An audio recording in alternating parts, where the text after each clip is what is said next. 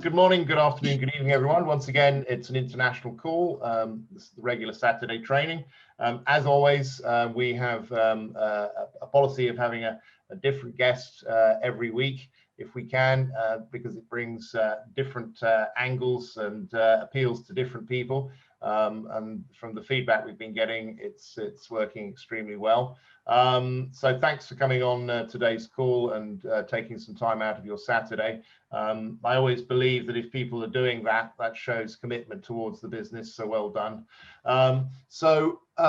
Just a bit of housekeeping before we start, just regarding day-to-day activities in the business. The new payment processor seems to be working extremely well. We're getting less of the issues that we had with the live pay one that seemed to be becoming more and more flaky as we moved along. So it was really timely that the company actually launched their payment processor. And again, for those of you that are perhaps unaware of this or whatever, this is a really big deal. It's really important everyone understands that for a company to do this, to actually launch their own payment processor, is very unusual, simply because it's an extremely expensive thing to do and it takes a lot of time and effort. I think it took CFX nearly a year to get it all put through with regulation and everything else. And so, what they've done is effectively launch their own equivalent to PayPal. And from the feedback I've had from Waskar, it is an extremely high-end product that they've developed, very high security and many other user facilities that make it very easy to use. I don't know whether the company's actually going to think about actually marketing it, as an actual product, for outside of CFX. That's an interesting one. But anyway, the fact is we've got it, and that is a really, really big thing. And the reason the company has done this is to protect the business. Again, if you're looking at a company that was thinking short term, there's no way they'd bother doing anything like that. You just carry on with a standard payment processor. But if you're thinking long term, then the risks of having a third-party payment processor are significant. If that company fails or decides they don't want to deal with you, or I've known companies where the payment processors actually run off with the money. So there are risks inherent going through a third-party payment processor, and so the company has seen the importance of bringing that in-house so that they can keep control of this long term to make sure the business is protected. I've been very fortunate to be on several calls with Waskar recently, and what these guys are doing behind the scenes are absolutely phenomenal. I mean, this year is going to be incredible. I think some of you may have come across some of the naysayers out there, and it always makes me sort of laugh when I hear some of the sort of things that they're coming up with. When you have due diligence, you have an option A and an option B, and they always seem to take option B, the negative one, rather than looking at what is the most likely one. But anyway, it is what it is. But the fact is, as we move forward this year, it's going to be, well, they're just basically going to look very silly for what they're saying with everything the company's launching.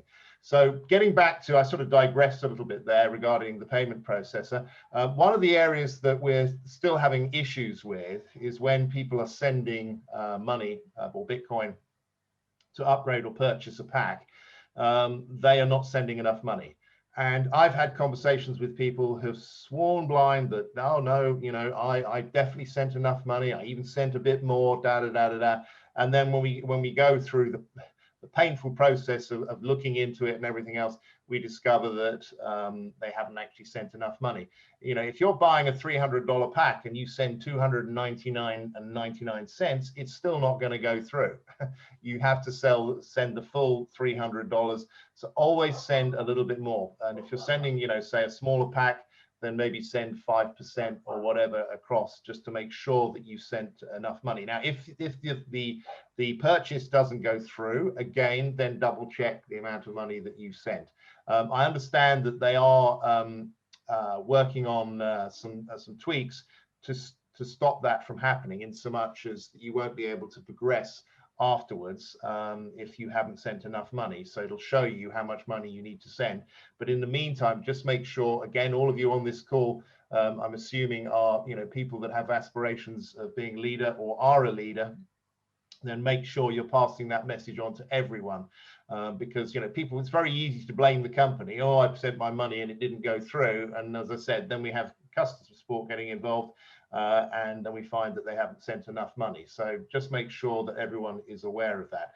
By the way, I'm getting feedback that customer support is getting better. People are now starting to get response, and I think, again, a big part of that is the new payment processor, because it does mean that it does streamline the system. It makes responding to support tickets much easier than having to go through a third-party payment processor as we were before. And again, Waskars mentioned recently, I think they're bringing on 6 new staff into the support team. And he left a message the other day just saying, look, be patient, give it a few weeks before you really start seeing the benefits of this. But I'm already getting feedback from people where they're sending in a support ticket and getting a response, which is really great. So, just wanted to cover that with you for now. So, okay, so let's start. Today's speaker is someone I've actually been working with over the last 8 months or so. He's someone that is very level-headed. Works extremely hard, as always, which is a common feature you always see of leaders in the business, is developing an amazing team. His background, well, he was a joiner by trade, and this is, again, the great feature of network marketing. It's a great level. It doesn't matter what your background is, what your skill sets. I think often people think that, to be successful in network marketing, you've got to be a successful businessman or whatever. Listen, I see lots of successful business people that fail in network marketing because they're not coachable. It's all about activity, and learning your trade. And this is someone that has been very successful in the industry. He's been in it for 30 years. He joined CFX in February 2020, so 14 months ago. He's now a director in the business with a team of 1,300 and growing really hard. And I know he's pushing hard towards going president. So I understand, I haven't seen his training, but I've had feedback that it is really, really good. So I'm really looking forward to seeing it. So without further ado, let me pass you over to Martin Dolan. Thank you very much, Richard, and hello everyone. Great to be on the call. Certainly appreciate the opportunity to be here and to share what it is that I do and how we operate the business here. I'm based up in Tyrone, up in the northwest of Ireland, and as Richard said, I've been involved in projects since February of last year. I was introduced by a couple of good friends of mine. I was skeptical, I was critical, but because I trusted them, like many of you, I decided to join the project at a level I was comfortable at. And to be honest, my sole intention was just to come in, get an account and take the money each week and not tell a soul about it. And that was my intention for, as Richard said, I've been around the network marketing industry now for around about 30 years. I was working in construction in London, actually, when my dad contacted me. He had joined a company.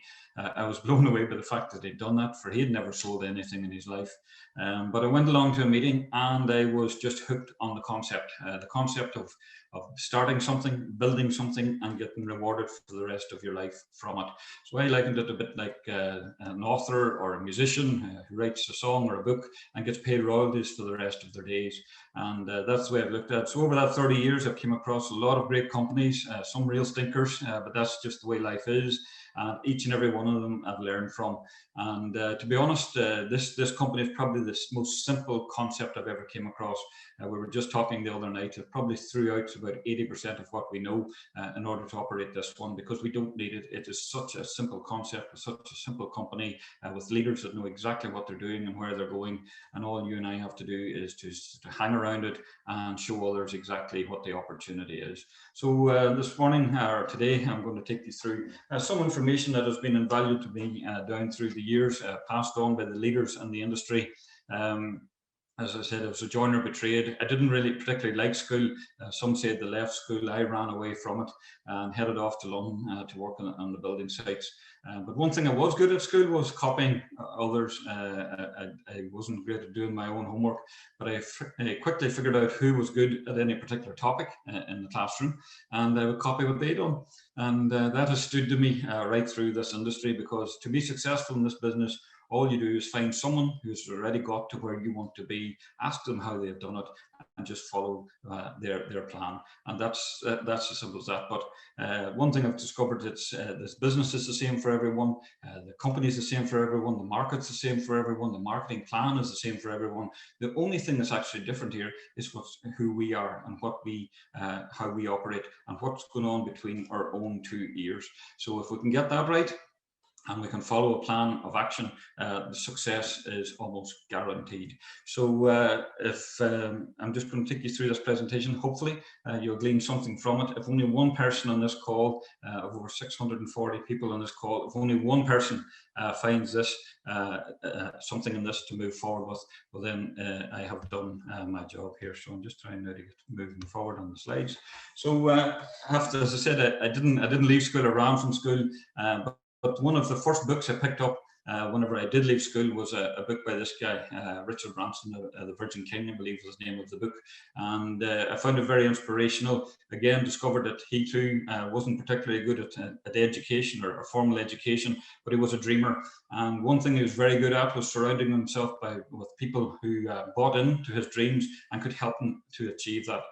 So there's a famous quote, I'm sure many of you heard of it: if someone offers you an amazing opportunity and you're not sure you can do it, just say yes and learn how to do it later. And that's probably been the experience for most of us in this project. Very few of us have been involved in the marketing world, even less have been involved in the trading and financial world, but there's enough already gone ahead of us to show us how to do that. But most people don't do something new because of fear, and probably fear is one of the most subtle and yet destructive diseases to human existence. And if you recognize it, you can do something about it, but others are held back by fear. And remember, one of the very first teachings that I learned from was a great guy called Zig Ziglar, and he explained as fear is false evidence appearing real. But if it appears real to you, it's real enough to hold you back. So if once you recognize it, you can do something about it. And I remember a story I told one time of a little guy, always on the way home from school. This dog, when he's just about home, a dog would always chase him, and had done so for weeks on end, until one day he just got fed up with it, and he decided that he was going to turn the tables on the dog, and he would lift a stick and chase the dog off. So the next day he was on his way home, he came to the same position, and of course there's the dog, and it started to bark and to chase him, and he was running along, found a stick, stopped and turned around and discovered the dog had no teeth. So many of us are running from fears of things that actually have no teeth. It's all in our minds, it's all in our heads. So we got to get that part of it right. And life's not about becoming better than someone else. It's just about you becoming better than you used to be and discovering who you truly are. And it's okay, most of us join this project in order to earn additional income, but what you become on the journey will be much greater to you and will serve you in many other ways in every other area of your life. So we're going to get setbacks, so you have to learn and embrace them. And if you're going to get knocked down, at least do so from a height. Don't get knocked down sitting in a chair. So once you understand that that's just part of life, and you can keep going and you can keep on moving through that. And we have all that we need within us. All we have to do now is find a way to awaken that again. And there are many, many ways that you can do that. And mentorship, which we get a lot of in this opportunity, is one great way of doing that, because there's lots of people, as I said, involved in the project who are more than happy to help you and to mentor you, both in the business and in life. So you got to feed your mind. There's an old saying, garbage in, garbage out. And everyone that I've ever came across who's successful, not just in this industry, but in anything in sport or in life or in relationships and family, they always feed their mind. They're very careful of what they allow in, because what you allow in starts to manifest within you and starts to appear around in your life. So you have to learn to avoid the negatives. And one of the greatest negatives that we have at the moment in our world is the news. If I could give any advice to anyone, avoid the news. And often people come back with the argument, well, you have to be informed. Yes, you have to be informed, but you don't have to be inundated. I can guarantee you that anything of any significance that you need to know about, someone will let you know. But you don't have to be sitting absorbing and programming your mind all the time. The news, I feel, is designed to create either conflict either within you or externally. So what's the point in being part of that? So there are many good documents out there. There's great books, there's great videos. The internet is full. It's an absolute university now of learning and teaching. But these are just some of the books that I found to be of great help to me in the past, and still continue to read through them today. And whenever you do so, no matter how many times you've read some of this material or watched any particular material, you always pick up something good. So always keep feeding and feeding and feeding your mind. It's your mind is a bit like a fertile pot of soil. What you sow in it, you will grow in it. And whether that's a fear or a dream, the pot of soil doesn't recognize the difference. So you need to be very careful what you allow in there and what you sow, and then become a good gardener and keep taking out the weeds and allowing that flower or that plant to flourish in your life. And so as I said, there are lots of books out there to do that. The internet is full of fantastic videos. YouTube, probably one of the greatest channels that's out there available for learning, not just about yourself, but also even in this business. Often people say, how did you learn how to set up wallets? I just watch YouTube videos. Someone has done it before you and someone has made a video about it, and you can learn from that. So instead of sitting watching other people's success on the likes of Instagram and TikTok and so on, jump onto YouTube and learn something that actually will be of benefit to your life and just grow. But we're all pioneers, and pioneers and innovators get all the knockbacks, they get all the flack.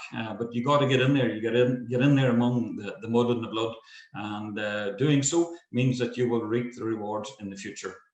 Bitcoin, of course, started back in 2009 as a concept of payment in the gaming world, was completely lambasted by the financial world. They said it was a scam, it would disappear as quickly as it arrived, and now they're playing catch up. But even today, we're talking with someone about crypto and Bitcoin. People say, oh, I wouldn't touch cryptocurrency or Bitcoin, it's used for criminal activities. Well, then that same logic means that you should also stop using fiat currency. So, again, these are just programs that have been given to people through media, and they've picked up on that without a full understanding of exactly what's going on behind the scenes. So we're here to help educate ourselves first, and then help educate others. So the fact that you've actually joined this program means you're already ahead of the game. Everyone on this planet will have to be part of the cryptocurrency world. It's just an evolution in finance. It started in bartering, it went to coins, it then went to notes, then went to cards, digital currency, and now we're into crypto. That's just the way it goes. And eventually, once the masses believe what the normal media tell them, then they'll start to move on. But again, you'll be already ahead of the game, and you will then truly benefit from your position of being in early and being one of the pioneers and the innovators. So that's what we're involved in. And you got to understand what you're part of. You got to know your industry. As I said, I was a joiner by trade. I got involved in the first company back in 1989. It was a water filtration company. Again, they were still, even today, they were 30 years ahead of their time. But I love the industry. I love the whole concept in the industry. To date, right now, there are over 62 million people involved in the network marketing and multi-level marketing industry in the world. Over 62 million people. That's 62 million homes that are benefiting from others, from themselves out there, and growing as a person, and growing in finance, and providing security and financial stability in their lives, and creating peace of mind that comes with that.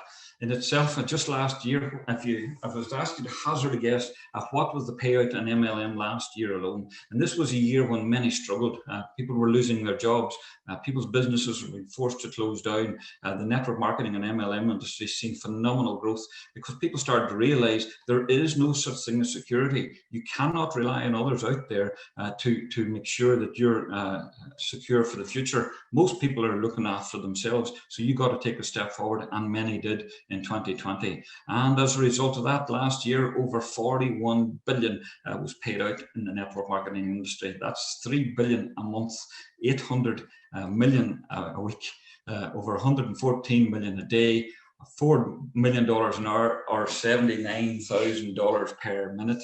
Or if you want to break it down even more, over $1,300 per second is currently being paid out in the network marketing industry. So it's out there. People are already doing this. Okay, there's some companies that don't do it correctly. Yes, there are others who knock it, but that's the industry that we're involved in. We're pioneers in that industry as well. It's still not the norm in the world, but it will become that. It's one of the most credible industries out there. And like any industry, there's good and bad in it. There's good teachers, there are good parents, there's bad teachers, there are bad parents, there's good lawyers, there are bad lawyers, there are good doctors, there are bad doctors, there's good and bad in everything.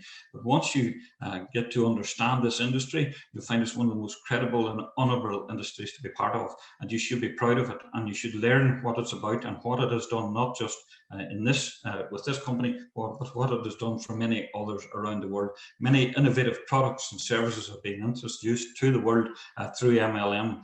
It is a disruptor, and we are a disruptor in both the financial world and in MLM itself, in Cash FX. So once you understand that, you realise that not everyone's going to accept what we're doing, but that's okay, because if you understand what you're doing and you know what you're doing is right and it's credible and it has merit and it has a future, then you will be much more successful and comfortable with that.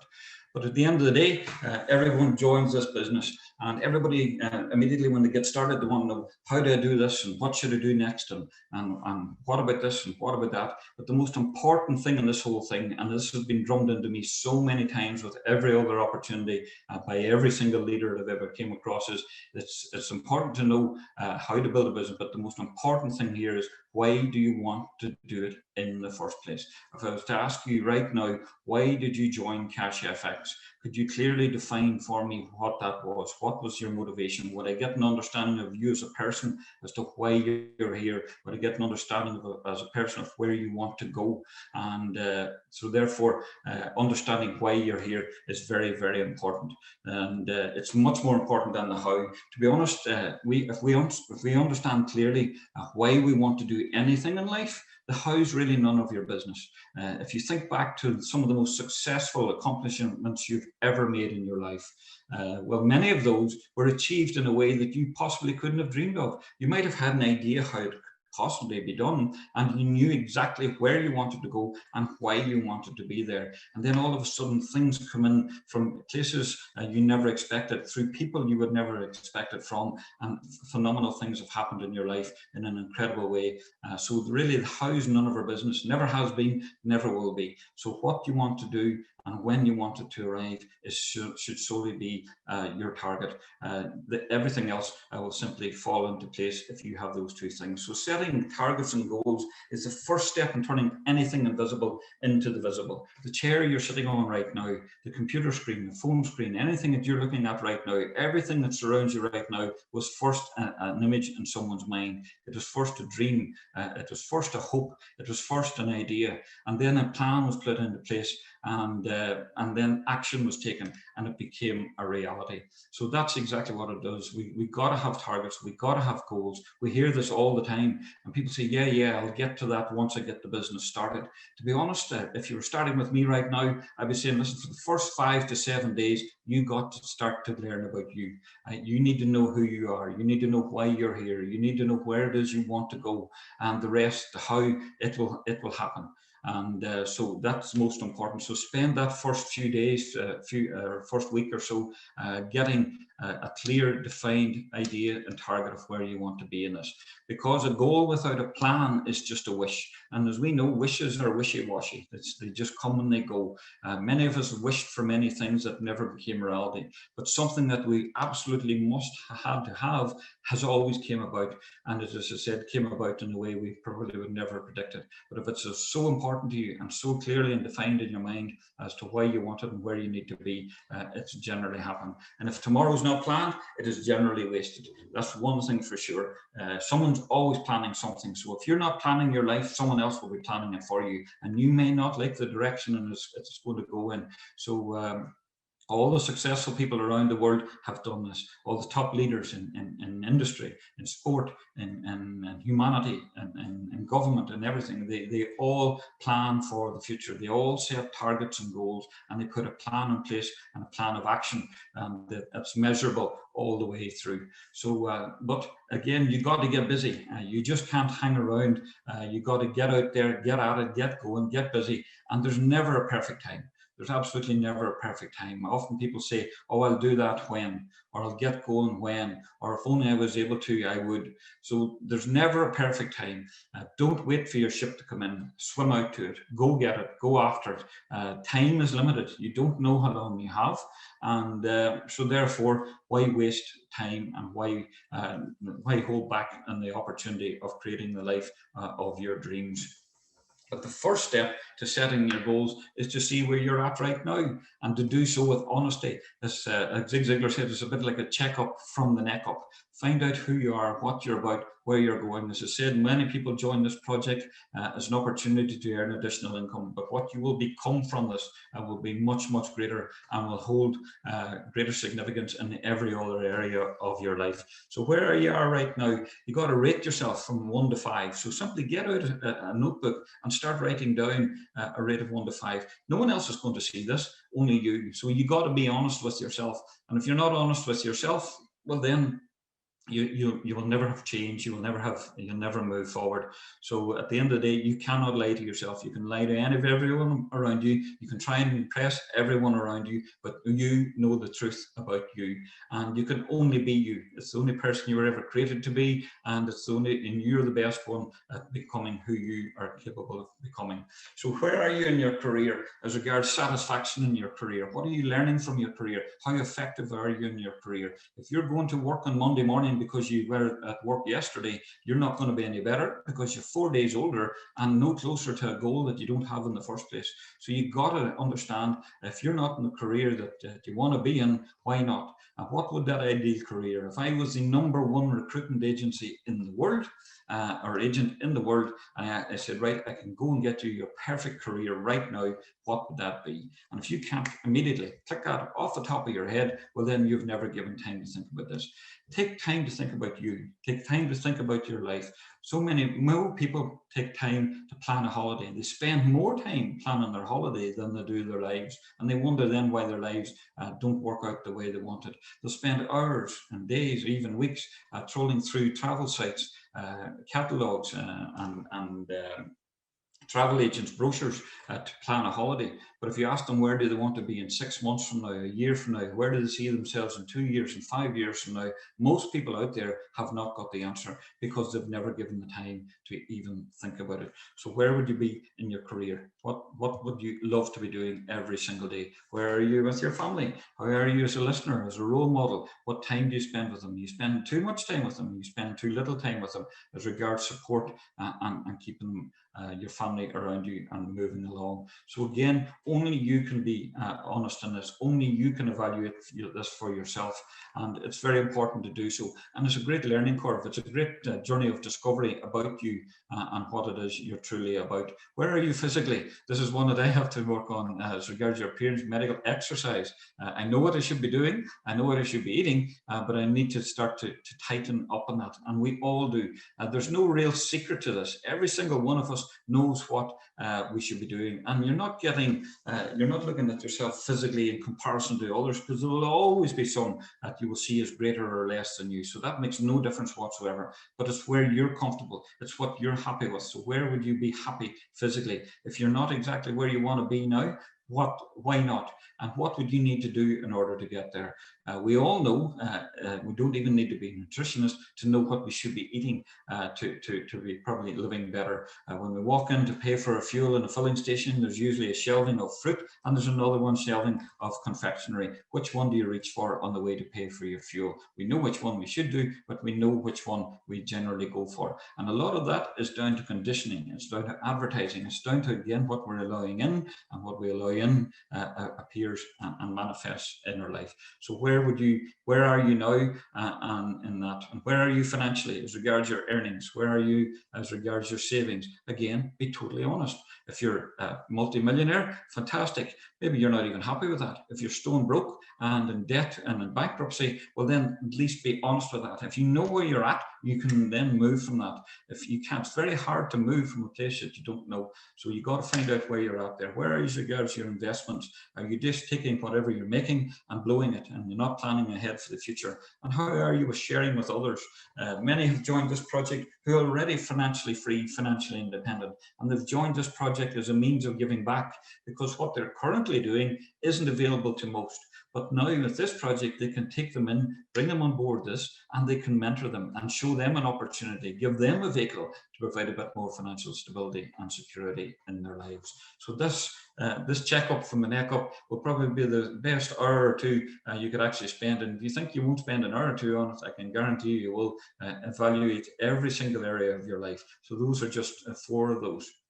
So goals, I learned way back many years ago. I remember attending the first training in network marketing, and we came outside of the room, and the gentleman that had introduced my father to the program brought me over to this table. And on that table, this is showing how long ago it was, there was lots of cassette tapes, videotapes and books, and a lot of it was all in personal development and around the industry. And I asked him, it was James, I said, James, what's this all about? Oh, he says, that's all that American stuff, that's all that motivational stuff, and it's supposed to get you all hyped up and get you going. That was his understanding of it again, because James, from farming background, had never came across anything like that before. And I said, James, well, what did you do? Did you buy any of this stuff? He says, I bought that tape there by that guy, Zig Ziglar. He's a real funny voice.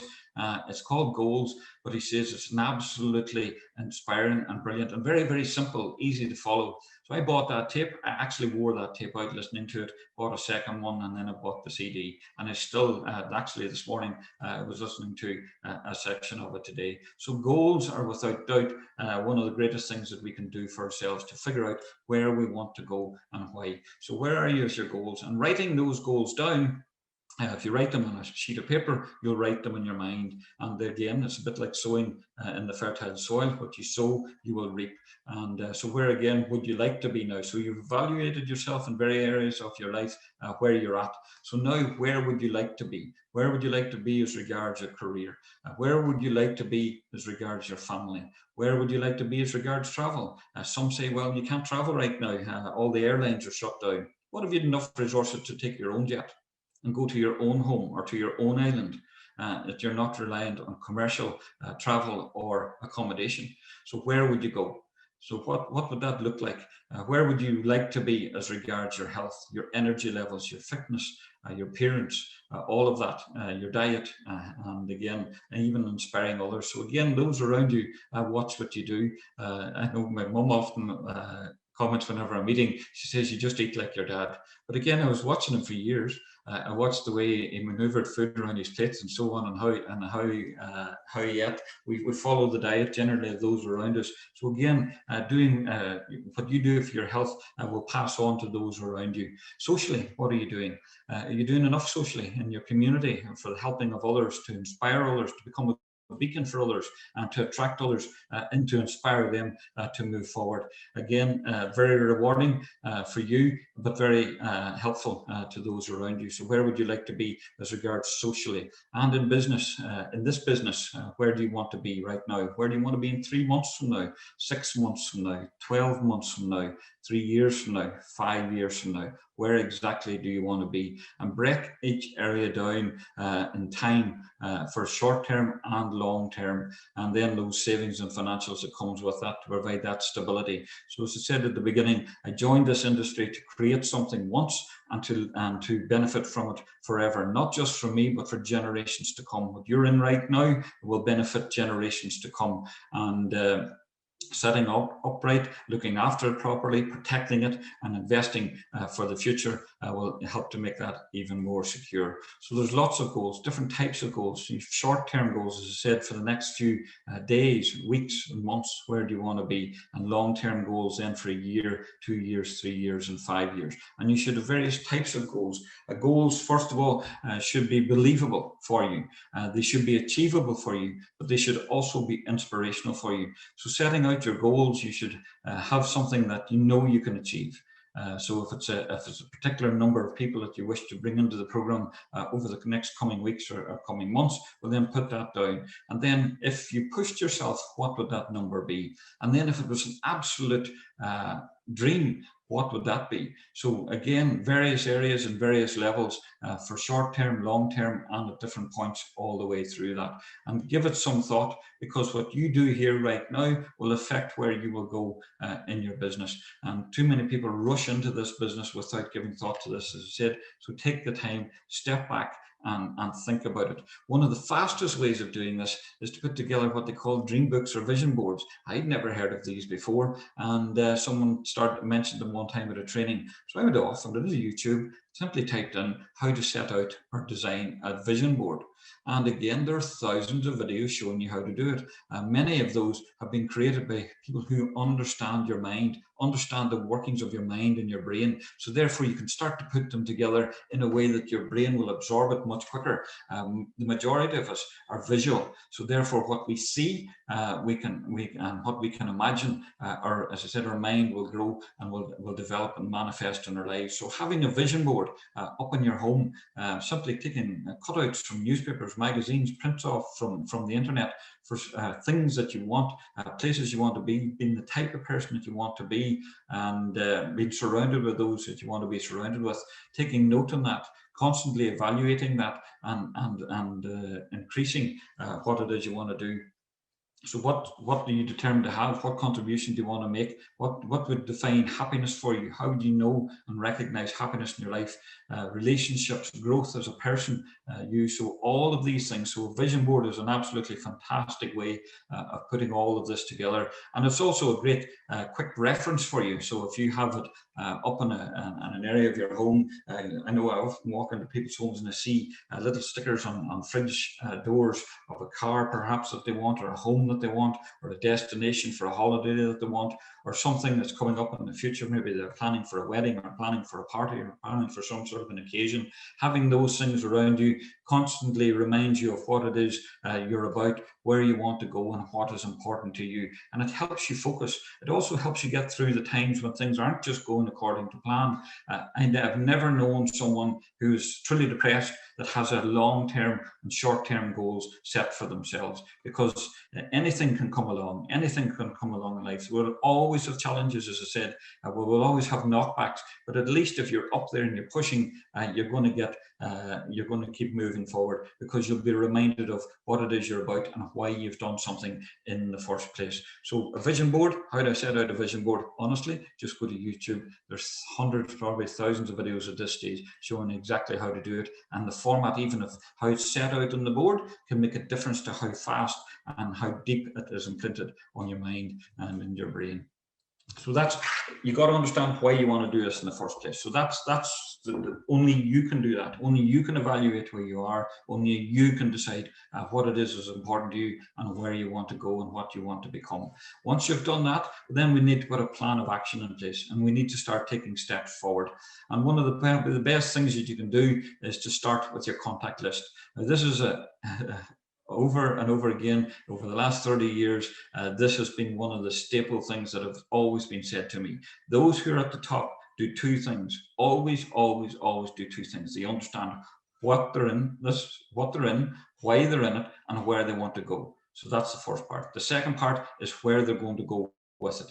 And the easiest way to do that is your contact list. Now, there are many ways of doing this, but your contact list is the fuel to drive your business forward. If you have no list, you will have no business. You will get a start to your business, but it will not end up where you want it to go. And again, too many times I've left so many people off the hook with this one. But today I don't do it. If someone's starting in this business and they're not prepared to do this section of it with me, I don't want to work with them. It's as simple as that. It's not that I'm being arrogant. It's not that I know better than them. I'm protecting them from a future where they're going to falter and they're going to not have the success that they want. So your contact list is your fuel to business. We know we can earn Porsches and Lamborghinis and Ferraris in this business, but what if that supercar or sports car came without a fuel cap? What if it came, there was no way of getting fuel into that vehicle? What good is it to you? absolutely no use whatsoever. Now it's just an expensive ornament.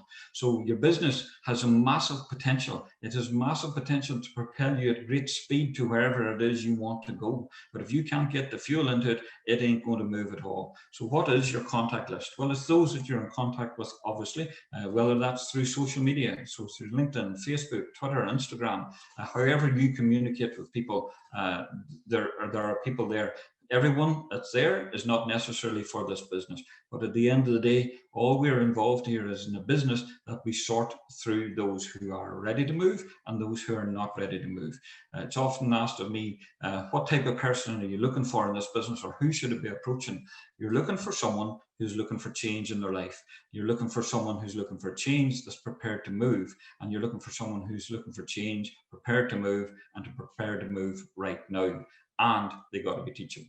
That's the type of person you're looking for. There aren't millions of them out there, but there's more than enough that will succeed to cause success for you in your business. So in your contact list, on your phone, I guarantee you've at least 200 on your contact list on your phone. Some of you may have thousands on your phone. So one of the greatest tests, or one of the greatest lessons and exercises I was ever taught in this industry, is to start to figure out how many people do you actually know. If I said to you, how many people do you know right now? It's reckoned by the age of 20, we know thousands of people. Thousands of people. We have met thousands of people who would recognize us, and we would recognize them. But our minds are full.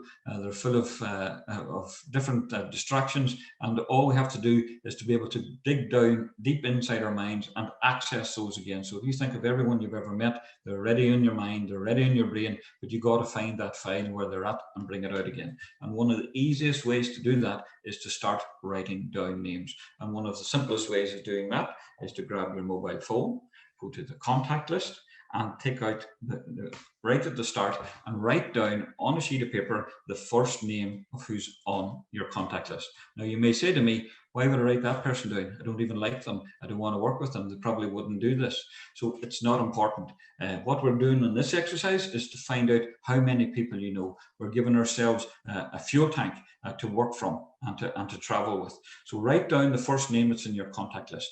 If that name reminds you of another name, in other words, how you met that person, how you associate with that person, are they a family member? If any other name springs into your mind while you're writing that name down, you write it down also. If another name springs into your mind, write that name down also. Continue to do that until your mind goes blank again. Once your mind goes blank, go back to your phone, go back to your contact list, write the second name down, and keep doing that. If you do that exercise, I can guarantee you by the time you have 100 names on your sheet of paper, at least 25% of them will not be on your contact list on your phone. I've done this time and time again with hundreds of people, and every single time it's the same thing. It's all it is a memory jogger to give you an opportunity to have the biggest fuel tank to drive your business forward. So write the names down. If it reminds you of another name, write it down also. When it goes blank, go back to the list. You will have hundreds of names. Just thinking, I don't want to contact all these people, or why do I need hundreds of names when only 3 or 4 or 5 people who want to drive this business forward can take me all the way to the top? Because we want to get to the better quality of names. There'll be names in there that you've perhaps forgot about, but they could be absolute superstars for the business. You may have got them at the perfect time. So once you get that list down, and a minimum of 100 names, do not sell yourself short. You can tell your sponsor anything, but at the end of the day, the one that's going to be affected the greatest is you. So write down at least 100 names. If you can go for 200, 300, just think about it. If every name was worth 100,000, how many names would you write down? If I was going to pay you $100 for every name that you wrote on a sheet of paper of people that you've met in the past, how many would you write down? So get them down there, because it can be worth that and a lot more. Once you get those 100 names down or 200 names down, what I would normally do with someone and say, right, now's the time to look at it, to reevaluate it and to edit it. So who on that list, it wouldn't matter if they were the last person in the world, there's absolutely no way you would work with them. Who's that person? Go through it now score them out again. Now you may say to yourself, or you may be asking, well, why write them down in the first place if I'm going to score them out again? Because writing them down may have reminded you of a name of someone who you would work with and who could be a superstar. So that's why you write it down. So write them all down, and then we can get rid of it. And we can take it right down. So if you have 200 names, take it down to the top 150. So get rid of 50 names. If you have 150 names, take it down to 100 names. If you have 100 names, take it down to 50 names. And then let's look at it more carefully. Who would be your top 20? So again, in the past, I've said to people, especially those that I would have seen as being successful in business, they would have come into different opportunities with me, and I would say, listen, I would like you to do out a list of names. Oh, don't worry about it, young fella. I know exactly what I'm doing. I know exactly who I'm going to talk to about this business, and I know exactly where I'm going with this. And that's what they do. I let them off with it, and away they go. And after a week or two, I can't get a hold of them anywhere. They won't answer the phone. They're not answering emails. They're not answering any type of communication. And eventually, when I do catch up with them, I say, well, listen, what happened? Are you ready to get started? Oh, no. I talked to probably with my top 5 or top 6 people, and they weren't interested. And to be honest, I really can't think of anybody else. If they didn't do it, I don't know who would. And again, they've failed in their business. They've missed a massive opportunity, but it was my fault. I didn't do what I should have done. I didn't give them the opportunity to make sure they were working from a plan. If I had done out a list of 100 names of that person, and 5 of their friends, or even 10 or even 15 of their friends said no, I would say that's fair and good. That's who they are. That's where they're at the moment. That says more about them than it does about you or about this business. What about these other 90 people, these other 80 people? What if the last 4 of those or the last 5 of those were going to be your superstars? How far into this diamond mine are you prepared to dig in order to get those diamonds? So letting people off and letting them run out and just talk to whoever they come across is not a good start, and it's not a good way to start training your people. So who would be their top 20? Once you have the top 20 down, who would be the top 5 out of that top 20? Imagine that if Wasker announced tomorrow that you can only ever introduce 5 people. You can only ever introduce 5 people to the CFX program. So you're in yourself. You can't have a second position, and you can only ever introduce 5 other people to the program. Who would they be? Would you give it much more thought than you've done up until now? Of course you would. Imagine if you'd invested $1 million in this, and you were looking for 5 other business partners to invest the same and to help to turn that $1 million and get it back for you. So if it was a conventional business, who would those people be? What type of person are you looking for? You're looking for someone who's better get up and go. You're looking for someone who's perhaps successful in the past. You may even be thinking about someone who was successful in the past and got knocked back, but they got up, dusted themselves off, and moved forward again. That's a good person to have around you. You need someone who's liked by others, who would have perhaps influence with others, and most importantly, someone that you would like to work with. Remember, these are going to be your partners who you're going to build a business with, you're going to be in regular contact with. They're going to be people you grow with. They're going to be the people you become successful with. And eventually, they're going to be the people that you will meet with and travel with and enjoy events with. So think about it. Who would your top 5 people be? If you could only ever introduce 5, who would they be? And then approach them. And then if they're come on board, well and good. If not, at least you have a list that you can start to work from. But if it's all in your mind, once you get a bit of a knockback, you can't think anymore. But if you have it down on paper, you can do so. And then it's about approaching them. And again, this is always the one that people ask, well, what do you say? How do you approach others? How do you talk to people? What is it you say to them? How do you explain this to them? How do you sell this to them? Number 1 rule is, I do not sell this to them. You cannot sell this to them. You can give them information and they will either buy or they will not buy. In every single communication, a sale is always made. Either you buy their story or they buy yours. It's as simple as that. But the invitation and getting from here on in, what you're doing now is training your new person. So if what your approach will be is what their approach will be. So if you don't want them doing anything in particular, make sure you don't do it with them first. So my sole purpose, and in my mind, all I'm thinking about whenever I contact anyone is I want to get them in front of information to find out if they're someone that I want to work with. That's all it is. I don't care if they want in. I don't care if they don't want in. I just want to know, are they someone who's prepared to look at information, to evaluate it properly, and then to decide a good yes or a good no, and keep to your plan. As I said, the sole purpose of the initial invitation is to get your prospect to begin a process of information. Getting them on a live call, a recorded call, or a one-to-one call with an experienced upline is the first step in that. It's not the be-all and end-all if you get them on a Zoom call. It's only the first step. So generally, let them know that. So if you're contacting your prospect, say, listen, I've came across something, it's working really well for me. Rather than getting into it with you right now, I want to take you through a process of information. Are you, or do you know anyone who's looking forward or looking for something new and something that can be successful with? So that's all you're doing. You're taking them, finding out, number one, are they open-minded? And number two, are they available to go through a process of information? So again, once you have someone on a live call, there are other steps you need to take after that again with them. I never tell them the name of the company. What's the point? I've always been asked, what's the name of the company? Who's the name of the company? And I would say, well, what companies do you know out there?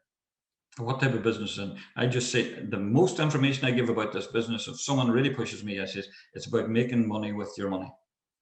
That's it. It's about making money with your own money. That's all it's about. Now, if they're curious enough, they'll keep coming. If they're not, well, then if they dismiss me and say, no, well, unless you're going to give me lots of information, I'm not even going to look at it. Well, thanks very much. I appreciate your time, and move on. Simple as that. Because a little bit of information is a very, very dangerous thing. I have one friend in this, and he simply says to the people, he says, listen, a guy got started in a project last year. I have no idea how it works. It just pays me every week. I'm busy doing what I'm doing. If you want to know how it works, I can get him to contact you. But tell me a little bit about it. I'm telling you, it's just working for me, and that's it. And he sticks with that, and that works for him, and that's all that matters. Those who get hung up on that, those who take offence at that, they're not someone you want to work with anyway, because they're not at a point in their lives where they're curious enough to move forward in their life. And as I said, your initial contact is the start of their training. So how you treat them is how they'll then move forward. So if you've met with someone, or you've contacted someone either through social media or a phone call or a text message, and you've bombarded them with information, that's exactly what they're going to do down the line. Whereas if someone gets started and you've went through the right process with them, they'll turn around to you then once they're up and going and say, well, what do I do next? And you say, well, do you remember exactly how I contacted you? Yeah, you said you came across something that was working really well for you, was open-minded to have a look at a process of information. Yeah, okay. Can you do exactly what I do? I could. Okay, so they don't even need to understand the business. They don't need to understand the product in order to be able to move forward. All they need to do is done what was done with them. Become a great copycat. So again, do what you want them to do, and not. So people do what you do, not what you say. That's the old one. There's different ways of doing invitation. Some people love to do it through social media. Others like to send out a text message. Others like to lift the phone and make a phone call. So whatever suits you, these are all tools in the box. People say, oh no, I wouldn't do anything other than social media. Great. But then you're limiting yourself. Others say, no, I would never pick up the phone because I'm going to get bombarded with questions. Great, it doesn't always happen. It depends on your approach. And others say, well, I just want to send out a text message. So whatever works for you, they're all tools in the toolbox. As I said, I was involved in the construction industry. Over the years, I built up a wide variety of tools, and some of the tools were for specific jobs. And the more tools I had, the easier the job became. So there's lots of tools in this business. And one great one is just sending out a simple text message. And this is one that has worked for us.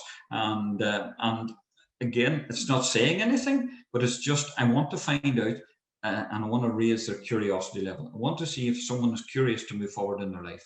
And that's all it is. So again, I hope you keep well in these unusual times. Came across a really simple method of making additional income from home. Do you know anyone, if you or anyone you know might be interested in it, just let me know. Looking forward to hearing from you. Simple as that. Again, if you meet someone on the street, you know, how are you doing? How's things going? If you ask them how they're doing, they generally ask you back, what are you at these days? I'm working from home. What are you doing? Helping others make money on their money. That's it. That's about as much as they're getting from me. How does that work? I'll send you a link. You can jump on the call and have a look at it for yourself. If it's not for you, no harm done. Again, all I'm trying to do is I'm not trying to sell it to them. I just want to know if they're one of those who are going to evaluate it properly and want to move forward, or are they going to say no, and then I can put them out of my mind and off my list. But you're going to get objections, and you need to learn to deal with them. And you got to understand that you're going to get no's. If you go out there and get yourself 1,000 people to say no to you, you already have had phenomenal success. But most people get caught up in the no's. But we all have that default position where we just say no when we're offered something. How many times have you walked into a shop with full intention of buying? An assistant comes up to you and say, "Can I help?" And you say, "No, I'm just looking." What you're doing is you're buying time. You're buying time to evaluate them, the shop, the prices, and what they have to offer. That's all they're doing. So it's a default position in us all. Do not take it personally.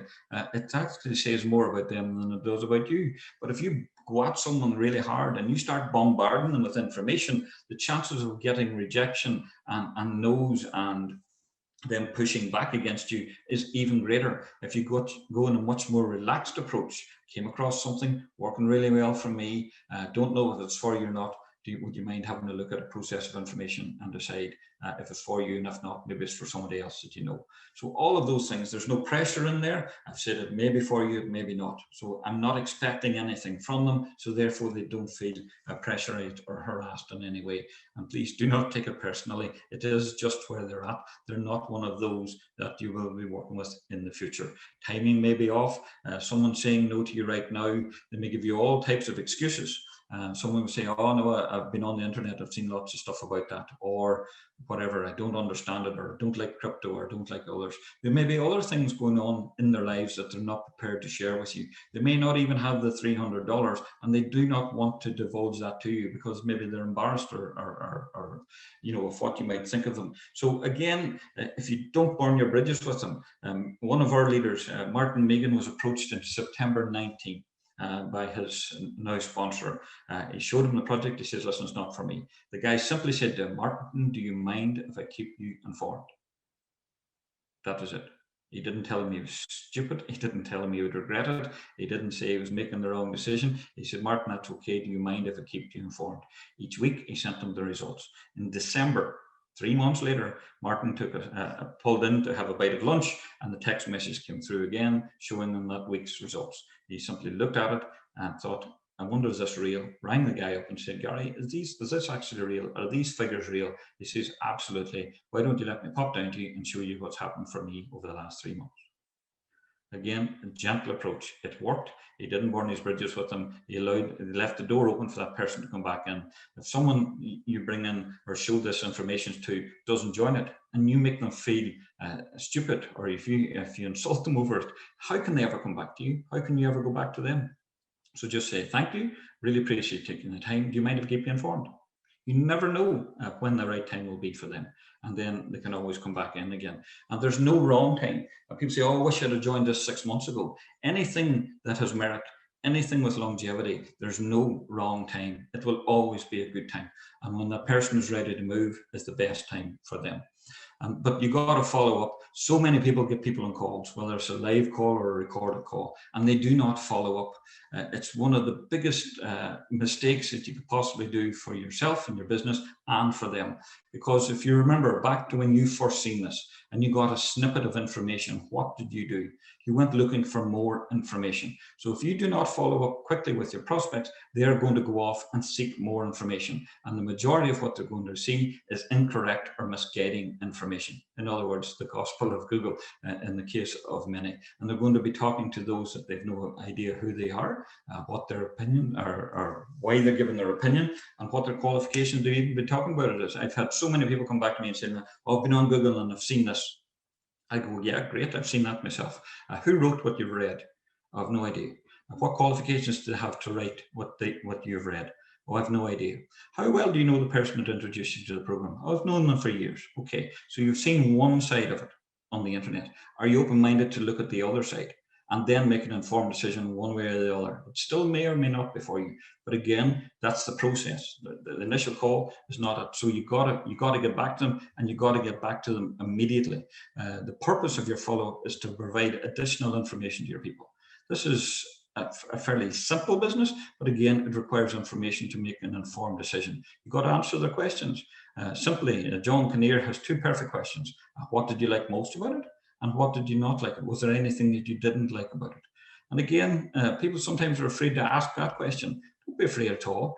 What they didn't like about it or what they're confused about, probably you were yourself, and then you got the answer. And often I say to people, listen, I know what you feel. I felt the same way and I found out different. So that feel, felt and found has stayed right with me all through the years. So if someone comes across information that you've seen that may not be true or misguiding or incorrect or negative, you just say, listen, okay, fair enough, I've seen all of that, but here, I dug deeper into it, I sought other opinions of it, and here's what I've discovered, and this is why I'm doing what I'm doing now. So you've got to answer the questions and overcome those objections.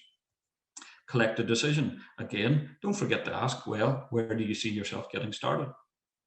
Too many people just say, here, there's information, and they never ask to someone, do they want to get up and going, or where do they see themselves starting? And again, there's no rush. The beauty of the project and the way it has been set up is that if someone wants to come in, they come in at a level they're comfortable at. There's no incentive for you and I to upsell them or to try to push any particular package on them, because if they join at $300 and they work all the way up to the $100,000 level, you get paid the exact same as if they come straight in at 100,000. So there's no panic, but get them to come in and make a decision at a level they're comfortable at. What's the benefits of a follow-up? It improves your own skills. In order to teach, you first got to learn. So if you're finding you're getting questions you don't have the answers to, well then you'll have to learn more about it. The best way of doing a follow-up, if you're brand new in the project, is to bring in your sponsors or your upline. If they're whoever upline from you is much more experienced. The way the marketing plan is set up means that there are many getting paid on your success and your activity. So ask upline, can someone please come on call with a friend of mine who has a few questions? Sit back, listen. Hear that a half dozen times, you'll find that most people have the same 6 to 12 questions about the project. And a lot of that will be down to their own fears and doubts about themselves and their ability. But once you let them know that there's lots of support, well, then you'll be able to go along with it. And you can also reduce the number of people that you need to contact in the first place by at least 70%. So many people bring people onto calls, not following up, and they're keeping doing it over and over and again. And they get exhausted putting a lot of people through the process, whereas they just went back and followed up correctly, step by step, with those that they already got in. They would save themselves a lot of time and the need to contact a lot of people. But if you're finding you're hitting the same vein of people all the time, I've seen this just a few weeks ago, it stuck with me. Don't blame a clown for acting like a clown. Ask yourself why you keep going to the circus. So if you're finding that you're coming across a particular type of person, perhaps it's time to get back to your contact list and reevaluate that.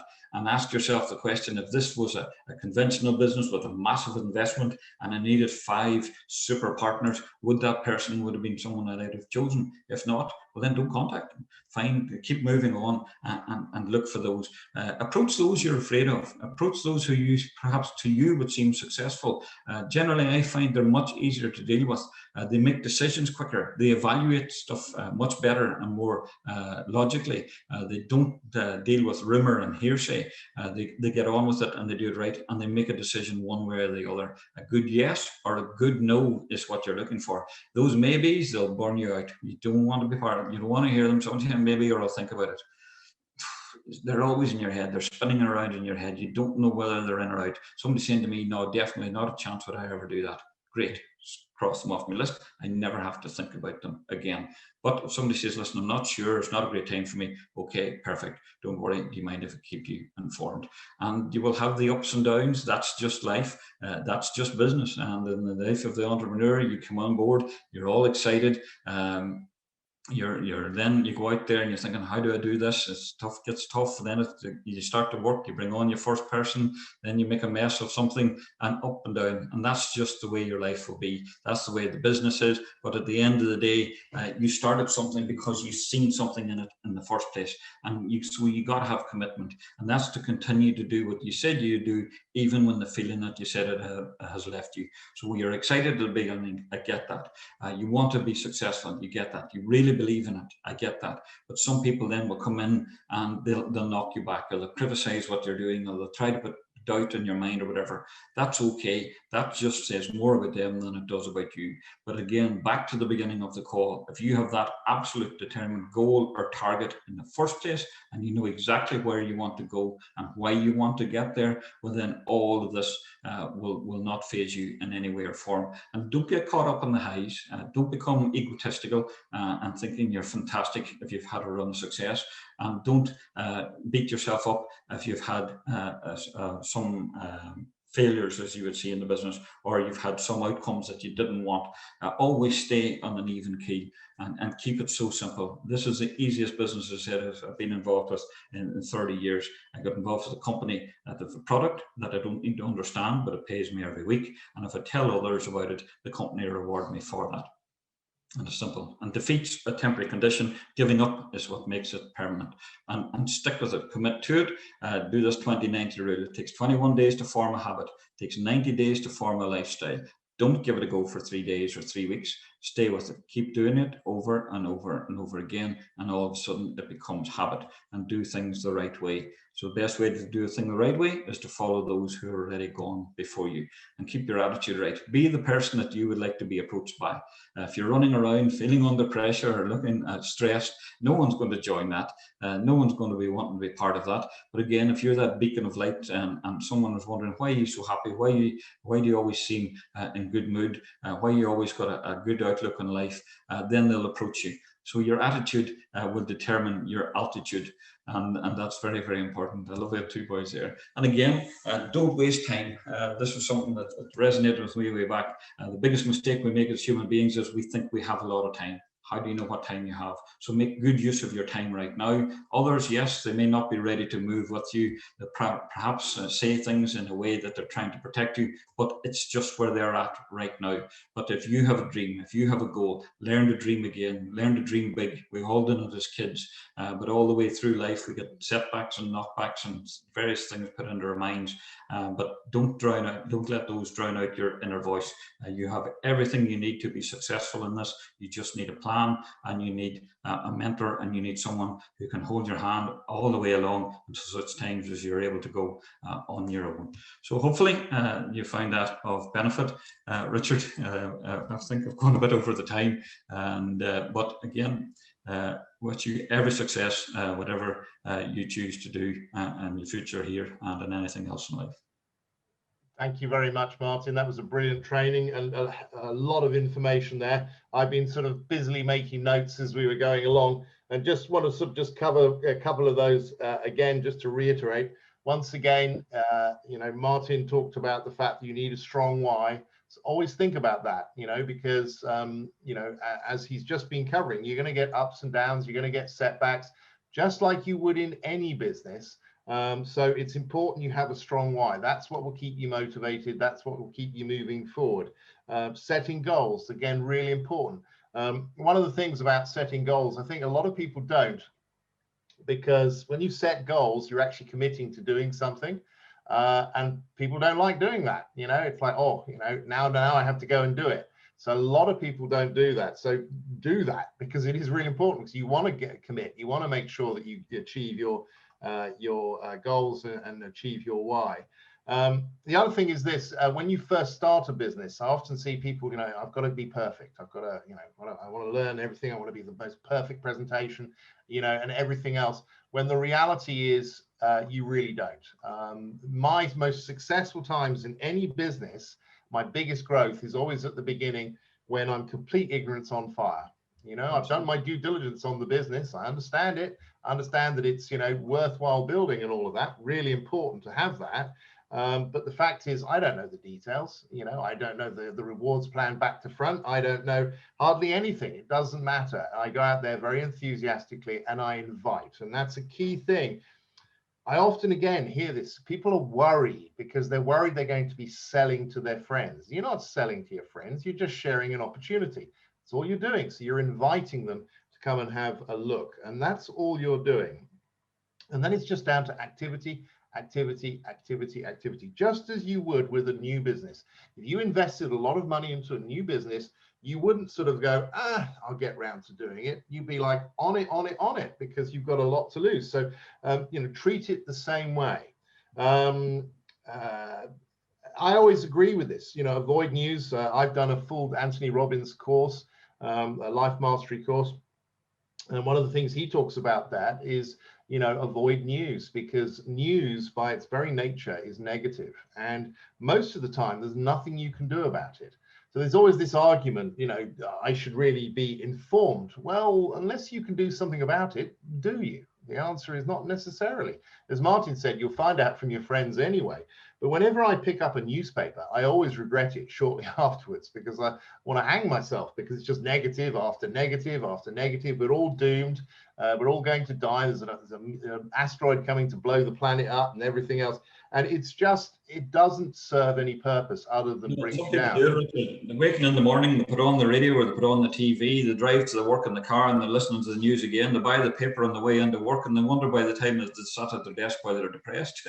It's just real information they've taken in before they even got there. So garbage in, garbage out. So yeah, I think, you know, a combination of that and what's on social media can be really, you know, this is what I think is causing a lot of the negativity and depression around the world, is because, to be honest, we probably know too much when we don't really need to know half of this stuff. So, you know, I tend to avoid that and focus on positive stuff, reading books, things like, you know, Rich Dad, Poor Dad, etc. Now, often the thing about books like this is people think that they're boring. Oh, I don't want to read a business book. That's really boring. When the reality is the exact opposite. You read one of those books and you feel fantastic, because you're like, wow, I've learned so much and this is so cool and I can do this too. So again, really, again, garbage in, garbage out, you know, put in positive stuff into your brains, because it really, really works. It gives you an understanding and awareness that most people don't have. Now, again, the thing you went through on the list and the war market, that is absolutely brilliant. And everyone should do that when you come into the business. But also remember, there are millions of people out there you don't know. And there are many ways that you can get out there and connect with those people. And we live in a world with social media and other things where you can do that. So again, if you were running a business, you need to have leads for your business. So think about that. You know, maybe you've run through your war market. When I first started, I ran through my war market and I did it wrong. I actually went out there and did it completely wrong and got sort of nowhere. But then I started going into the cold market, people I didn't know. And many people actually even prefer that kind of market. But you've got so many ways you can approach that market. LinkedIn, Facebook, you know, as we know, Hazel, for example, has built her business through Facebook, Hazel Moore. We've got, you know, other things that you can do. I actually used to buy leads and all sorts of things just to get leads to invite. And that's what we're doing here. We're inviting people to look. We don't care about the outcome. Obviously, we want them to join the business, but at the end of the day, that's not the important thing. It's the activity that counts. So activity, activity, activity, because the results will start to follow from there. Now, one of the other things, just finally, you know, this business is a great leveler. It doesn't matter who you are, what your background is. Maybe you feel that, well, you know, I'm not educated, or it doesn't matter. It does not matter. And in fact, I would argue being educated can actually be a downside, because often people overthink things and try and reinvent the wheel. And if you look at some of the most successful entrepreneurs in the world, they're people often that left school young. Joe Jardinsa, again, is another classic example of that. His teachers told him he wouldn't amount to much. So it's don't worry about that. You can learn as you go along. And this is a key aspect of the business. And activity, ignorance on fire. You'll be amazed where you end up over time.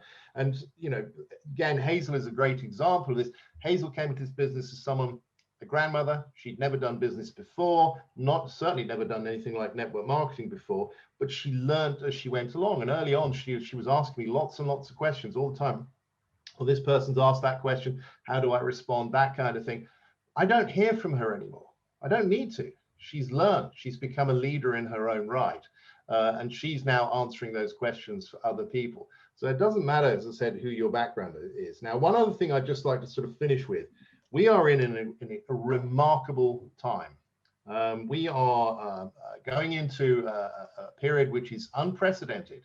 We've got things coming up that put us in a position which is the best position you can possibly be. If you look historically, when industries or whatever struggle or die, the mining industry, for example, people often try and hang on to that. And you don't want to be one of those people. That is a very unpleasant place to be. You want to be moving with the times, understanding what's coming up and positioning yourself ahead of that, because that's where success is. You can't bury your head in the sand. Now, if you look at what we've got right now, we've got the virus. And that is having a devastating effect. We probably haven't seen the total outcome of this, but how many people are going to lose their jobs and everything and their businesses? I mean, I've spoken to people in the business that have lost 3 businesses that they've built up over 20 years overnight, thanks to the virus. And in times of recession, network marketing companies tend to do well because it's a time when people actually wake up and smell the coffee. That not having a plan B is not a smart thing. And that leads on to pensions. How many people out there have got pensions which are worth anything? Now, this is, the governments are burying their head on the sand on this one because, of course, it's a very uncomfortable subject. But think about this. In the next 20 years, how many millions of people are going to be retiring without any proper pension or any kind of income? And if people are thinking that they're going to get jobs, well, think again, because, again, people are saying right now, look what's going to happen with the robots and computers coming into the market. And I've just read a quote from Elon Musk here. What to do about mass unemployment? This is going to be a massive social challenge. There will be fewer and fewer jobs that a robot cannot do better than a human. These are not things I wish will happen, but these are simply things that I think will probably happen. So again, you have to have a business or something that is, future-proof. And we've also got crypto and the way we're moving into that. So look at our business. What is our business? Our business is educating people on how to make money. When we get the Academy program, remember, this is not going to be a throwaway product. That is a world-class government accredited training program that will have live trainings in addition to all the online stuff. So again, a proper training program combined with a way of making money from the Forex market without any upfront or monthly fees. Think about that. So talk about being in the right place at the right time. A recession-proof business. A business that you can work from home, so you don't have to worry about, I've got a team of over 110,000 people now, and I've not met one person. You don't need to go and meet people to build this business. As I said, we're about to have a situation where people are going to suddenly realize that they've got no future. They've got no income, no pension planned and everything else. They are going to suddenly realize they need to have a plan B. People's jobs being lost by computers and robots and things like that, imagine, combined with the fact that what we're doing with the crypto. So talk about being in the right place at the right time. It doesn't really get better than what we're doing here.